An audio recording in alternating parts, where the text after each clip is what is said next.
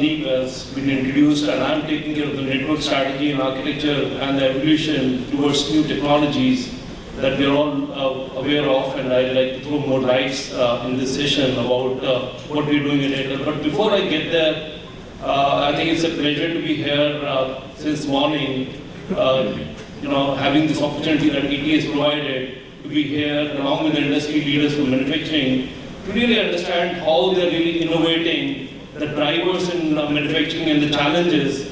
I think it's been very mesmerizing, very fascinating for me personally, coming from the sector which is serving these manufacturing units, enterprises, to really see how they're really becoming more innovative and really driving the manufacturing to really make India as a hub for the global, I would say, products of global market. So I think what I would like to do is to make sure that we continue serving them with more and more technology. I would like to share with you what we have been doing at Airtel in terms of building solutions which really would help transform the manufacturing units, the manufacturing enterprises towards the next level where really they can transform their businesses, improve their operational efficiencies, and we'll talk about that. I think moving on, if you look at the context that we have since morning, we're talking about India moving from a $3 trillion economy to a $5 trillion economy. Manufacturing, we just heard, is about 17% of the GDP, while we want to see manufacturing grow, as we said, about 10% year on year, to really compete with the markets like Vietnam, Bangladesh, Malaysia, Thailand, and make sure that we maintain our competitiveness in terms of being the market for global, that is, make local for global. We heard Minister Saab right now talking about the PLI initiatives the government has rolled out in 10, 15 sectors to really make India as a global hub. But what we want to talk about is, along with those initiatives, how can we bring technology along with those initiatives and make sure that that technology is really the enabler for really transforming these manufacturing enterprises. And I think this is where I was trying to ask you a question when the previous panel held by Ishwar was happening, but I had an opportunity to talk more one-on-one with some of the industry leaders. And I think the thing that I was trying to ask them was that if you really look at the industrial transformation, automation, what are the drivers and challenges? I think we heard Mr. Jagdish say that the only tip of the iceberg right now in terms of this industry is really going for adoption of automation, but really more to come. So what I gathered, and I put this together, and I think this resonated, as I said, in one of the discussions with the leaders, is the biggest driver right now, I would say, is in terms of bringing more productivity, bringing better quality at scale. I think these are the two things that stood out, and then obviously we're talking about how do we improve not only the labor productivity, but machine productivity, the uptime. We're talking about how we get the telemetry from the machine in the real time and make sure that we can do more predictive analytics or predictive maintenance on those assets that we have. We're talking about how do we improve the asset productivity because assets are very capital intensive. So this is, I would say, in a summary, that we're talking about how do we bring operational efficiencies, the cost saving, build quality at scale without compromising on quality. And I think the most important thing is we still maintain safety and we continue to have right surveillance in the environment that we have in the Indian conditions. So I think those are the things that stood out in terms of what exactly would be driving the adoption of technology in our manufacturing enterprises. At Airtel, we've been working a lot since the last, I would say, almost 2 years now, in terms of making sure that we are ready for adopting and bringing 5G to our customers, to our enterprises. And that's what we call it as 5G for business, where we're saying we could reimagine connectivity, we could reimagine the businesses using this technology.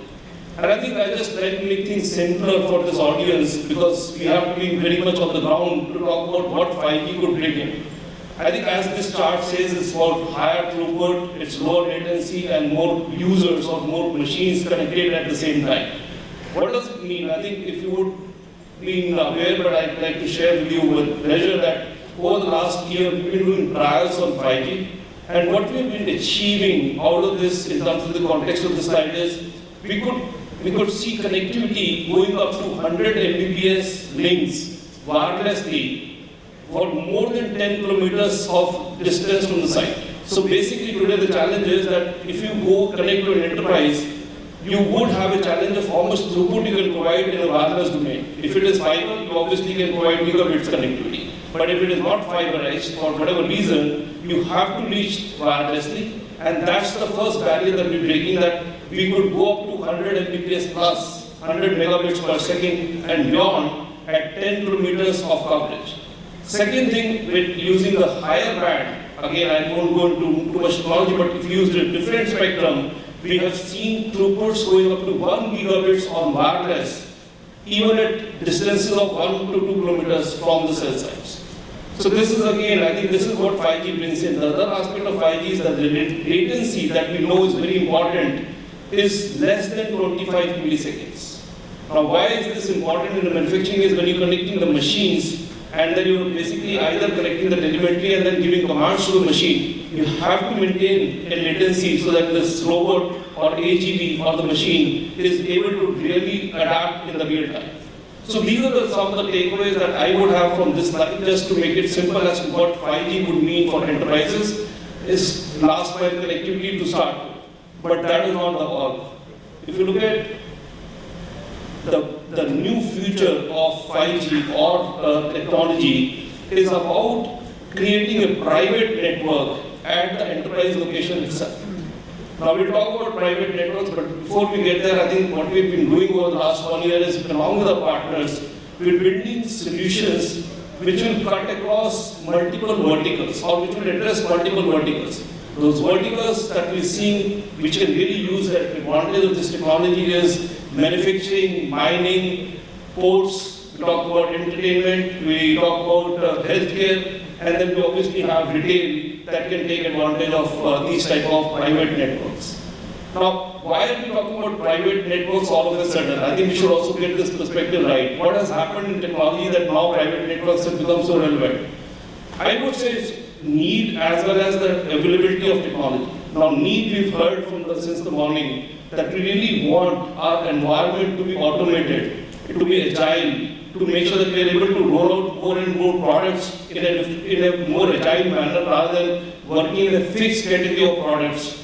And we need our production environment to be agile in terms of being programmed so that it can produce one type of, let's say, automobile or one type of a vehicle at one time, but immediately after 3 hours, we can reprogram the whole environment and it's ready to produce the vehicle that is coming from which the demand is coming.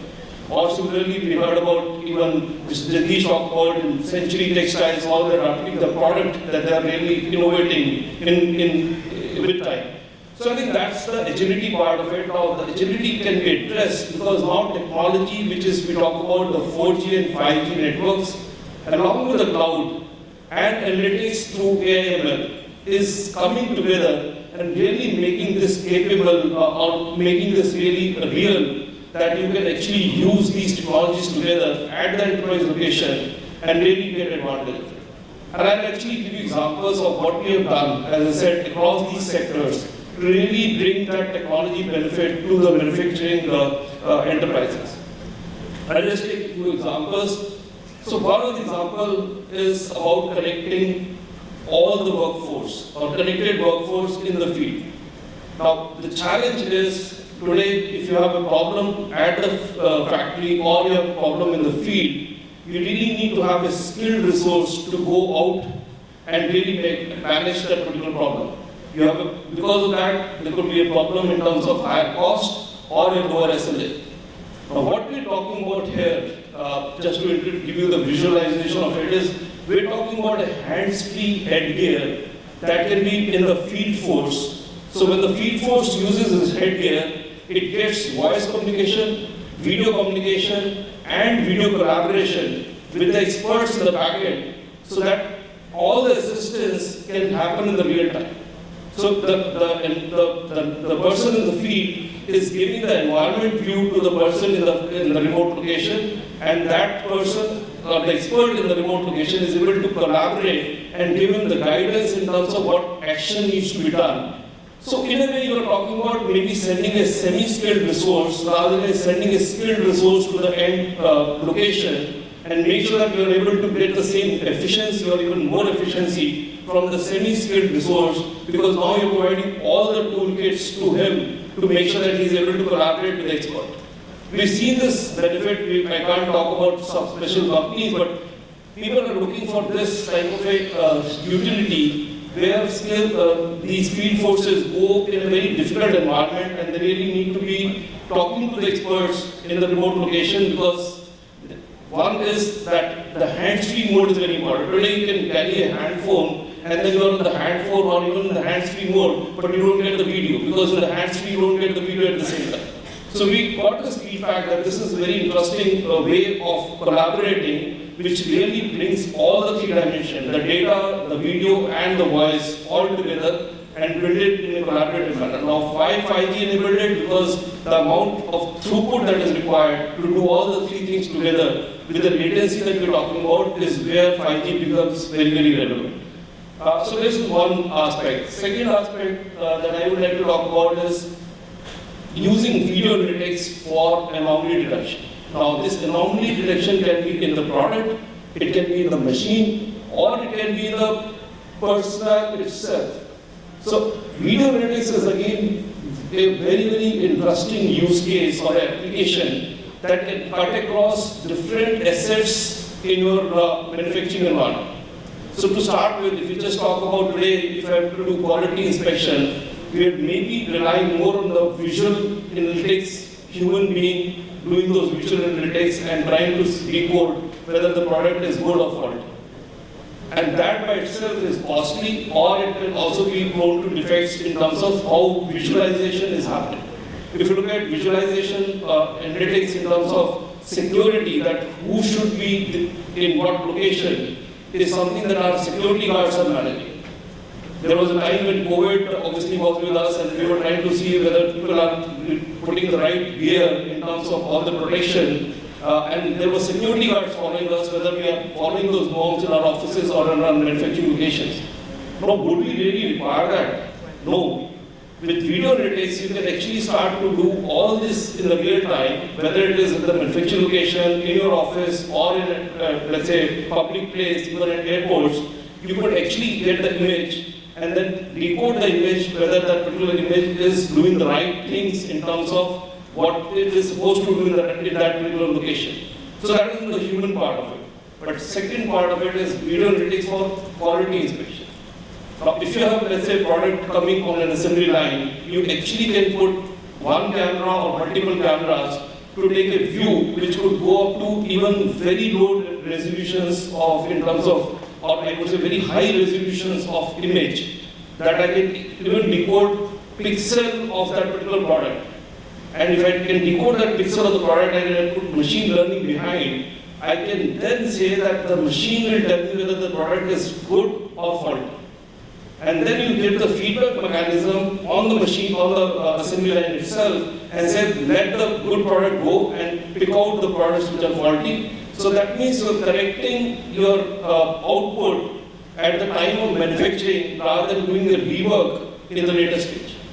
So this applies again across sectors. We talk about automobile, we talk about electronics, we talk about white goods. It applies almost to all spheres of manufacturing in some sense or the other. So this is about video analytics or anomaly detection using video analytics capabilities. Third is about robotics. Now, we are seeing more and more manufacturing facilities having AGVs and robots. Now, one thing which, when you introduce AGVs and robots, is you can't have wired connection to them. Because you think about AGV moving in a 40, 50,000 square feet of an area, I'm just taking one part of the manufacturing location, let's say, you can't have that AGV connected on wired network.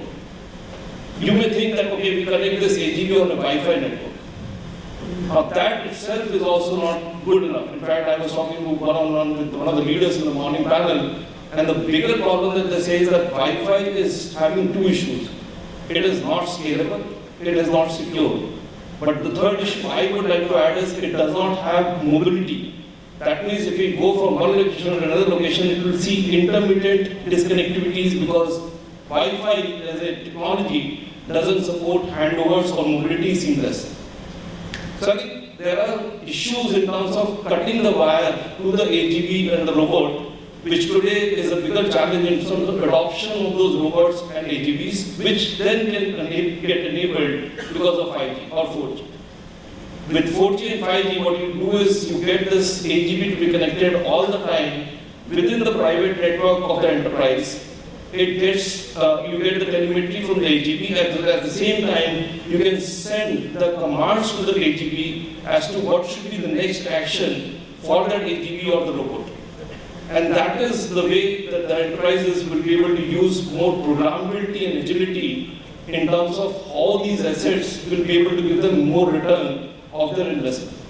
So I think this is where the low latency, mobility and high throughput and connectivities to these individual units within the factory environment will really help more and more adoption of an agile environment that can be created in the manufacturing plant.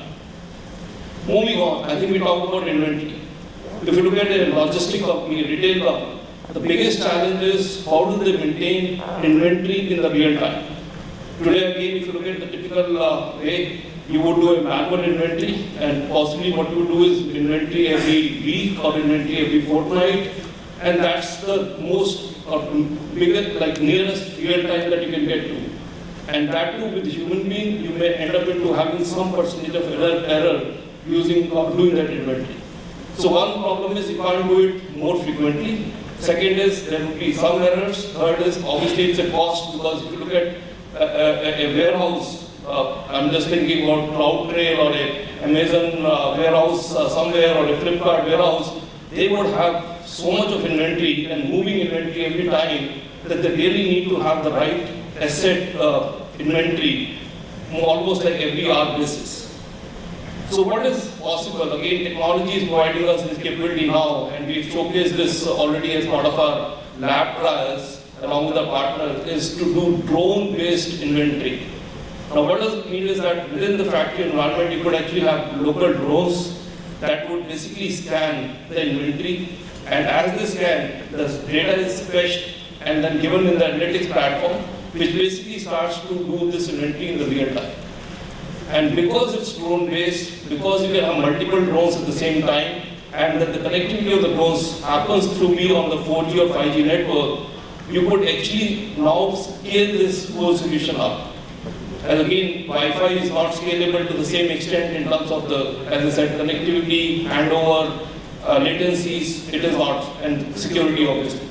So this is where the benefits of 4G and 5G network within the enterprise or manufacturing environment really is possible for using this type of drone-based inventory system. And I think, interestingly, this is not only a concept now, just to share with you because this is already public, one of our partners, Ericsson, has already deployed this drone-based inventory for their electronic manufacturing, telecom manufacturing in Sweden. So I think this is something that is getting adopted, and this is how at the right, I would say, requirement and the right scale in India, this is possible to be adopted here as well. I think if you look at putting everything together in terms of saying that we started from talking about, inventory, we talked about analytics of quality, we talked about asset management, then we talked about doing robotics in terms of AGV control. You could actually create a digital twin of your factory. And what does digital twin means? That everything, all the assets are online.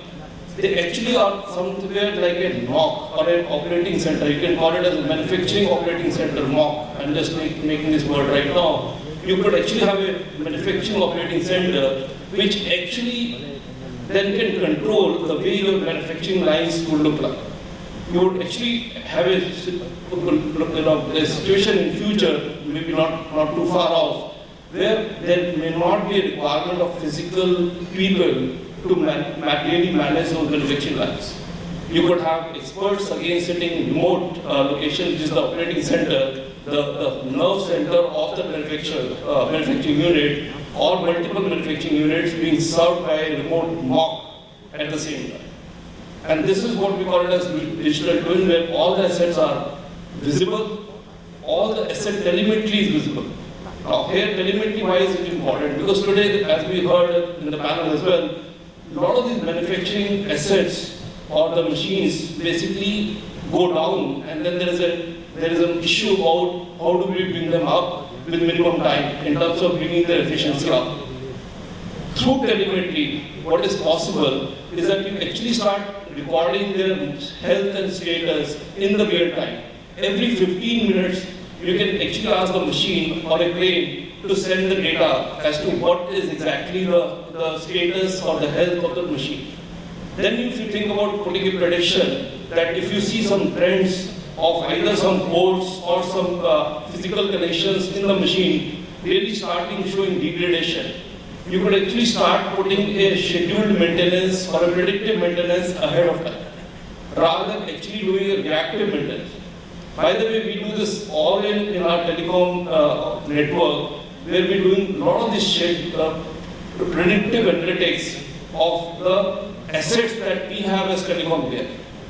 Just like I think, just if you want to be aware of, we are about having 250K towers on which our BTSs are deployed. You can think them as 250K manufacturing sites creating those data that every one of us is using. Now what do? We basically create telemetry from these 250K sites, and based on that telemetry we are predicting that which site is expected to go down or underperform in the next 1 hour or the next 1 day. Once we do that, we are able to send our engineer ahead of time in terms of doing predictive maintenance, which earlier we used to do as periodic maintenance. So rather than periodic maintenance, we have come to predictive maintenance, and hence reduce the amount of maintenance required, but also reduce the cost and improve the uptime of the particular site. So same things will apply here, that using the telemetry of the system, you can do a lot more in terms of how you are maintaining that asset as compared to just doing a periodic maintenance. So I think this is one benefit, or I would say some of the benefits of digital twin. Just to kind of put this together, again, I think one more data point that I'd like to share with you is that we have actually deployed India's first private network with one of our partners. We've gone public, so I can talk about it. It's Nokia in their Chennai factory, where they're basically building the global telecom gear. So all the telecom gear, I would say not all, but at least more than 40% of the telecom gear that Nokia supplies globally is basically produced in this factory. And this factory has been completely transformed with all the capabilities that I just talked about. So it's like, you don't need to take one or selective parts. You basically add all these parts together, the use cases that I just talked about. Here in this example, if you look at the few things that I wanted to call out, the automation of the factory has been done because all the machines, AGVs and robots, are connected over the 4G network. They are getting complete logistics of the inventory using IoT that has been deployed in the factory. So all the components are now being discovered through this IoT solution. Digitalization in terms of quality of the product that is coming out. They are doing video analytics based digitalization of that particular quality, as well as they're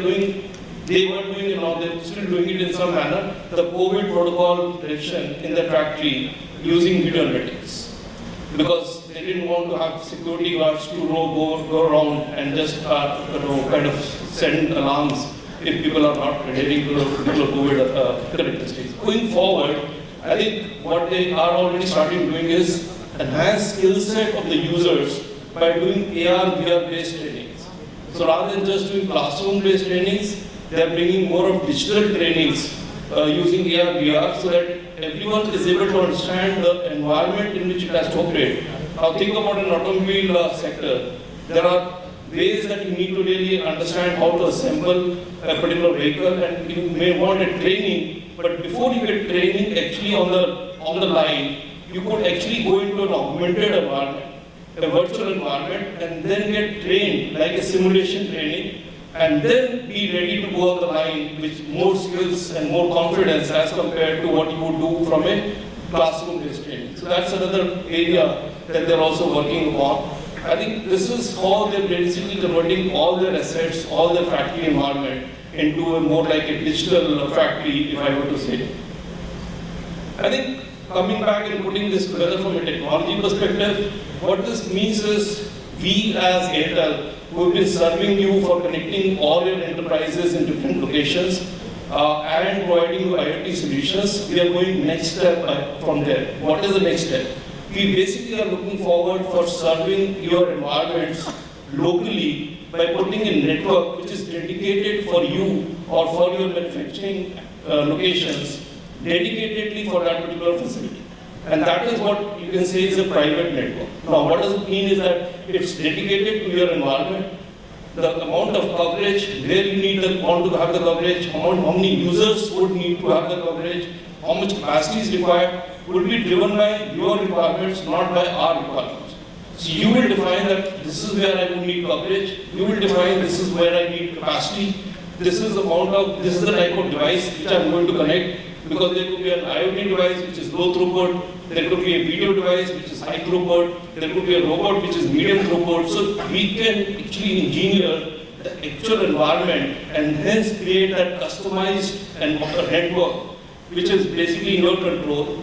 In your scale, the scale will be defined by you, and most importantly, it will be completely secure because everything that is going on that network is dedicated for you. So I think this is where we are seeing private networks really helping transform the way the manufacturing will look like. It's not only just the telecom network, what we are bringing is cloud service along with this particular private network and an analytics layer over and above. So what we see is a mix of telecom network, cloud network, and the analytics layer to really help you to do what you would want to in terms of innovating the way you are running your manufacturing. There are different models I can go, but maybe we can discuss more one-on-one. There are 3 models that we built.